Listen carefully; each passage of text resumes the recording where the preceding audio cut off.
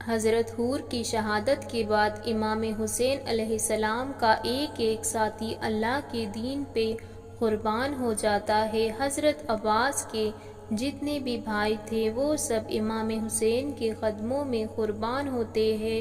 جناب عباس کے بیٹے قربان ہوتے ہیں۔ حضرت حبیب ابن مظاہر اپنی کمر میں لاٹھی کو باندھ دیتے ہیں تاکہ وہ جھکی ہوئی کمر سیدھی ہو جائے، اور آپ میدان میں جا کے شہادت کا نام پی لیتے ہیں۔ جناب دونوں محمد شہید ہو جاتے ہیں۔ بس جیسے ہی عزیز اکرام شہید ہونے لگتے ہیں، اتنے میں شہدا قاسم امام حسین کے خدمت میں آ کے عرض کرتے ہیں، اے میرے چاچا، مجھے بھی اجازت دے تاکہ میں بھی آپ کے قدموں میں قربان ہو جاؤں۔ امام حسین فرماتے ہیں، اے میرے پیارے بھتیجے، تو میرے بھائی حسن کی نشانی ہے۔ بس قاسم آ کے اپنی ماں کو بتاتے ہیں۔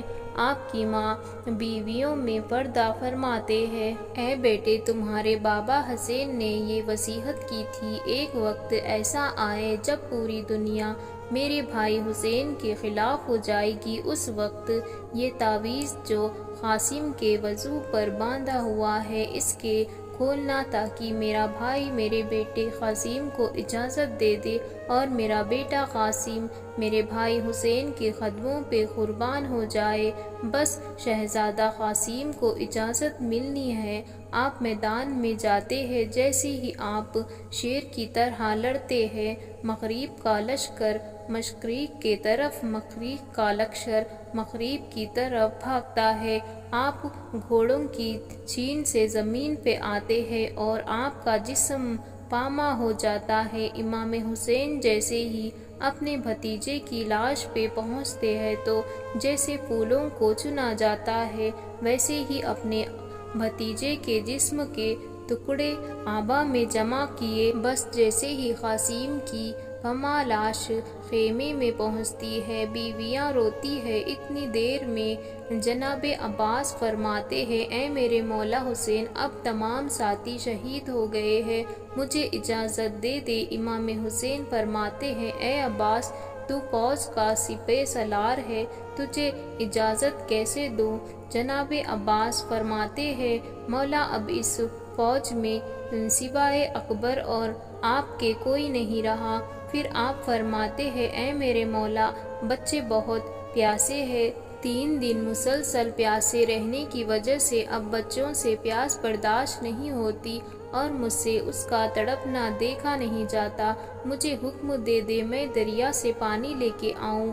امام حسین فرماتے ہیں، اے عباس، جا اپنی بہن زینب کے پاس، اگر زینب اجازت دے دے تو پھر نہر فرات چلے جا۔ جناب عباس بی بی زینب سے اجازت لے کے میدان میں آتے ہیں اور شیر کی طرح حملہ کر کے دریائے فرات تک پہنچتے ہیں۔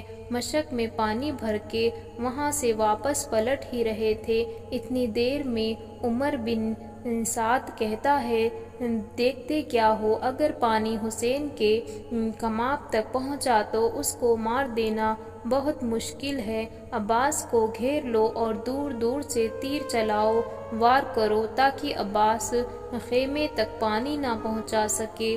بس جناب عباس کی یہی کوشش ہوتی ہے کہ چاہے کچھ بھی ہو، یہ پانی بیوی سکینہ اور امام حسین کے بچوں تک پہنچائے۔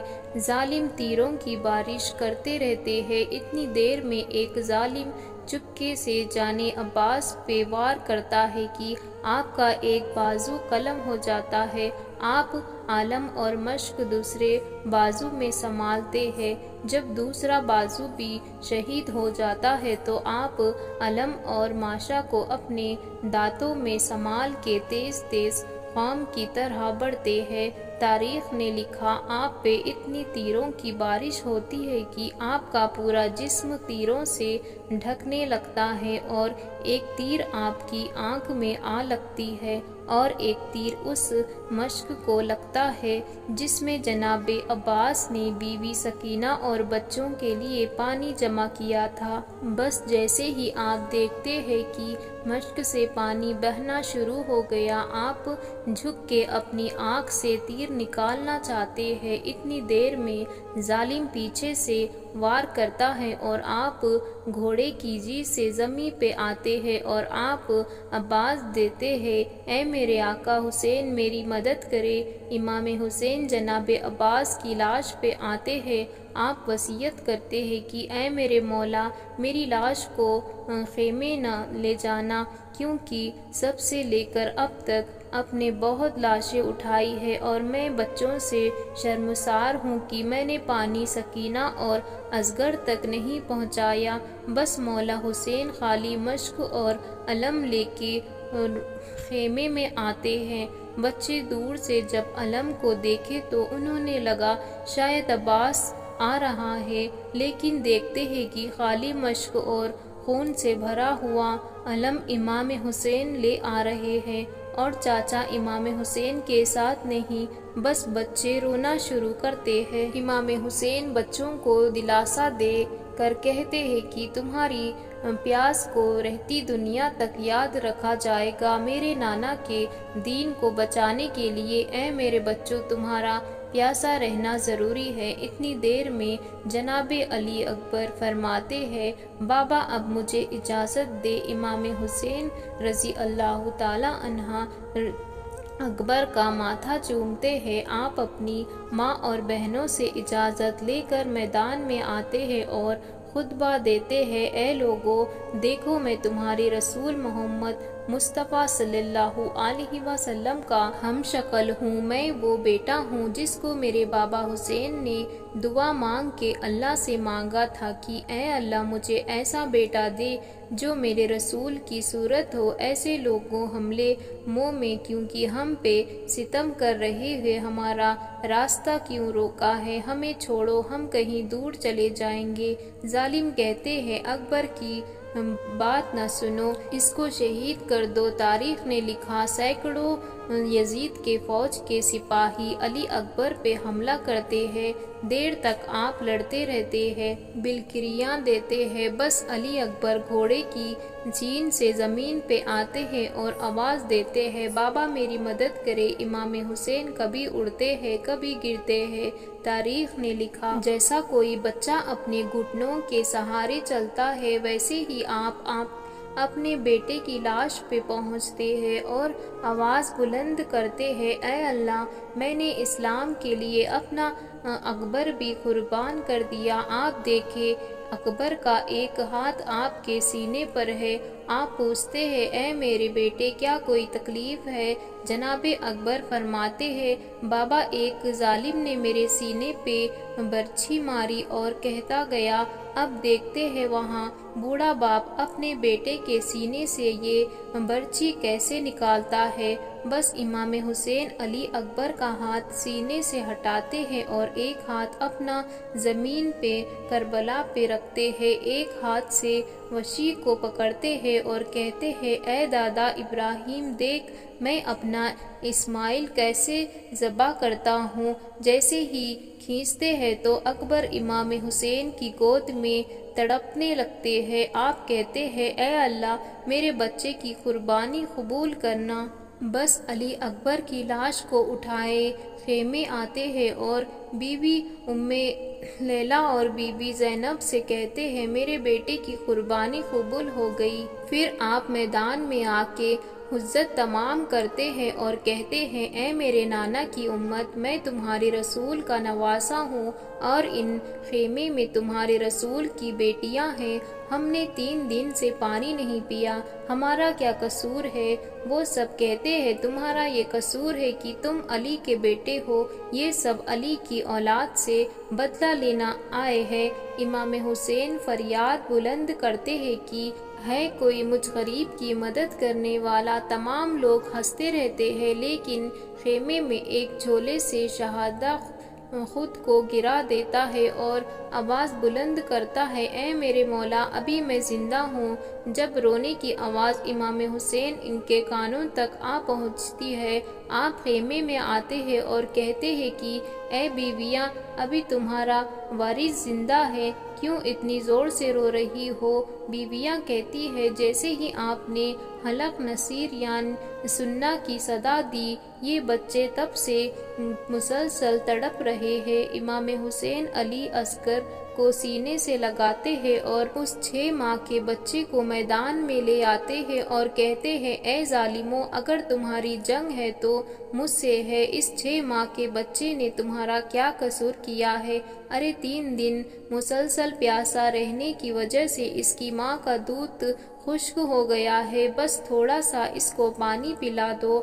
وہ لوگ زور زور سے ہنستے جاتے ہیں اور کہتے ہیں، اے حسین، اگر بچہ اتنا ہی پیاسا ہے تو اسے کہہ دو کہ خود ہم سے پانی مانگ۔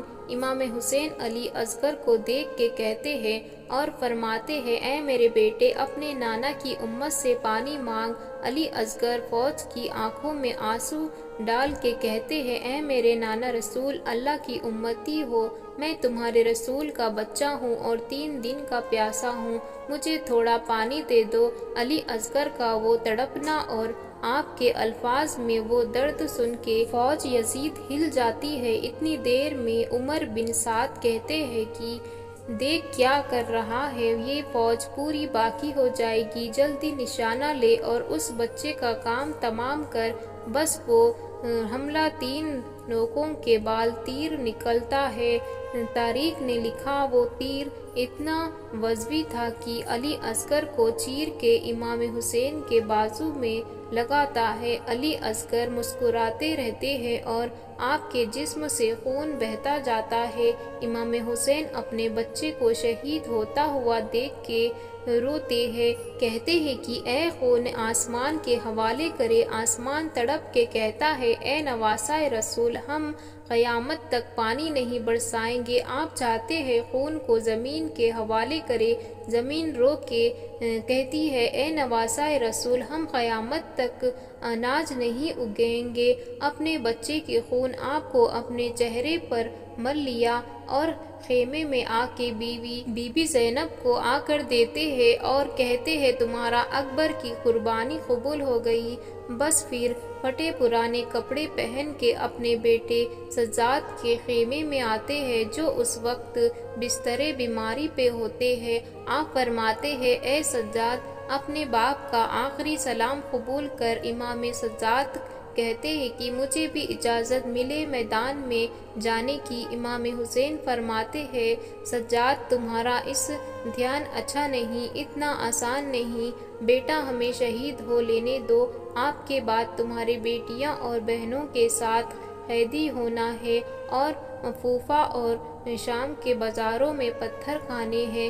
پھر تمام بیویوں سے الوداع کہہ کے میدان میں آتے ہیں۔ تاریخ نے لکھا، اپنے خطبہ دیا اور اس خطبہ میں یہ فرمائے، اے ظالموں، اس لشکر میں کافی ایسے لوگ بھی موجود ہیں جنہوں نے خود اپنی آنکھوں سے دیکھا ہے کہ میرے نانا حضرت محمد مصطفیٰ صلی اللہ علیہ وسلم نے مجھے اپنے کاندھوں پہ اٹھا کے کھلایا کرتے تھے، مجھے اپنی زبان چسایا کرتے تھے اور یہ کہتے تھے کہ حسین مجھ سے ہے اور میں حسین سے ہوں۔ اگر بن سعد اور شمر زور زور سے ہنستے ہیں اور کہتے ہیں، حسین کی بات نہ سنو اور حملہ کر دو۔ تاریخ نے لکھا، سینکڑوں سپاہی امام حسین پہ وار کرتے ہیں، امام حسین سب کو فنار کرتے ہیں، پھر ہزاروں کا لشکر ایک ساتھ حملہ کرتا ہے، امام حسین ان کو بھی فنار کرتے ہیں۔ بس اتنی دیر میں آواز آتی ہے،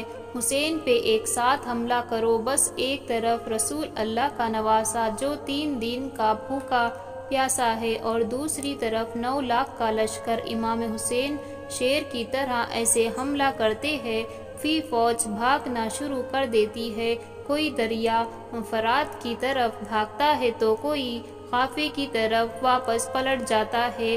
عمر بن سعد کہتے ہیں، میں نے خود علی سے سنا کہ میرے تمام بیٹوں میں سے سب سے اچھی جنگ حسین لڑتا ہے۔